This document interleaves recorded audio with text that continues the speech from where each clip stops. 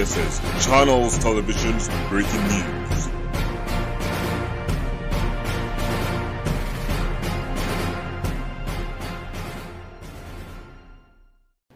जिल्ह्यातील मतदानाचा टक्का वाढवण्यासाठी व नवीन मतदारांकडून मतदानाच्या दिवशी चांगला प्रतिसाद मिळवण्यासाठी जिल्हा प्रशासन मूलभूत सुविधांसह सज्ज झाले असल्याचे जिल्हाधिकारी आयुष प्रसाद यांनी सांगितले। ते दिनांक 10 मे रोजी प्रांत कार्यालयात आयोजित पत्रकार परिषदेत बोलत होते। प्रसंगी जिल्हा प्रशासनातर्फे विविध उपक्रम राबवले जाणार असल्याचे त्यांनी सांगितले। वाढत्या उन्हाची तीव्रता लक्षात घेता नागरिकांना उन्हापासून संरक्षण होण्यासाठी प्रत्येक मतदान केंद्रावर विविध स्वरूपाच्या सुविधा जिल्हा प्रशासनाच्या वतीने पुरवण्यात येत आहेत।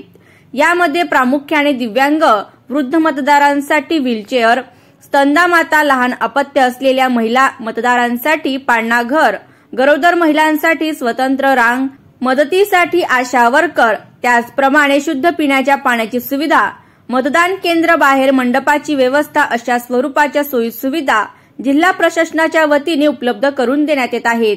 याबरोबरच विविध स्पर्धांचे आयोजन करण्यात आले आहे।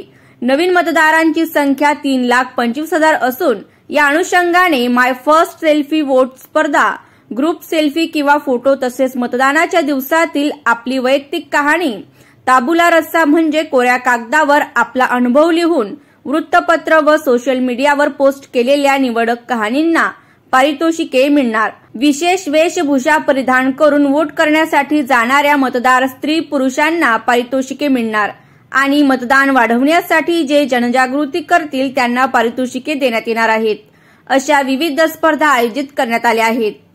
प्रसंगी निवडणूक यंत्रणेत 11,000 कर्मचाऱ्यांना 7 टप्प्यात प्रशिक्षण देऊन त्यांना निवडणूक यंत्रणेत कामाला लावले आहेत, जेणेकरून कोणतीही चूक होणार नाही याची विशेष काळजी घेण्यात आली आहे।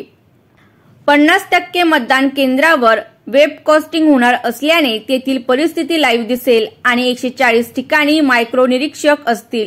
प्रत्येक मतदान केंद्रावर पोलिसांचा चोख बंदोबस्त असेल। निवडणूक कामी असलेल्या सर्व वाहनांवरती GPS यंत्रणा असेल।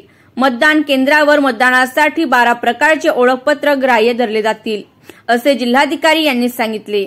कोणत्याही गावात किंवा शहरात 75 ते 85% मतदान झाल्यास त्या गावाबाहेर ब्रॉन्झ रंगाचे फलक व 85 ते 95% मतदान झाल्यास सिल्वर रंगाचे फलक आणि 96 ते 100% मतदान झाल्यास गोल्ड रंगाचे फलक लावण्यात येणार आहे।